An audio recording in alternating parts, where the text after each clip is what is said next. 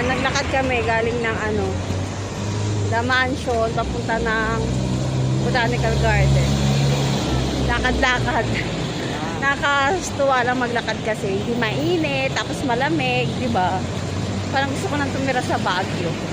Sus, wala kang pera. Hello mga palalabs! Another day, another vlog. At ito pa nga yung continuation ng ating Baguio tour mga palalabs. Siyempre, hindi pa rin natatapos yung ating Baguio. At dahil medyo na-busy nga tayo ng mga nakaraan. Kaya naman ngayon lang natin i-upload yung iba pa nating video. At ito na nga, nung galing kami ng The Mansion, ay naglakad lang kami papuntang Botanical Garden. Yes, true, naglakad lang kami mga palalabs. At pagpasok mga dito sa Botanical Garden, ay mag-entrance ka lang na. At ito na nga, syempre, may entrance po dito sa Botanical Garden na 100 per head at 80 pesos para sa mga senior and PWD, at sa mga bata naman ay 25 pesos. At hindi ka rin naman magsisisi dahil sulit din naman yung in-entrance mo dito mga palalab, dahil pagpasok mo sa loob ay malawak naman siya at maraming mga pag-garden, ganon. Maraming pag-garden sa Botanical Garden. That's why garden.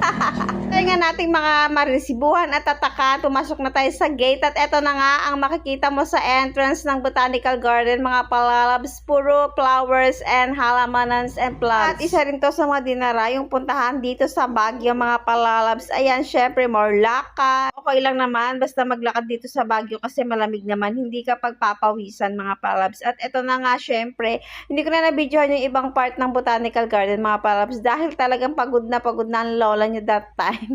Napapagod na nga akong maglakad dyan at gusto ko na lang ang umupo. At sabi ni Palalabs, umakyat daw kami dyan sa temple na yan. Pero sabi ko, ay nako, hindi ko na carry bags, ikaw na lang ang umakyat.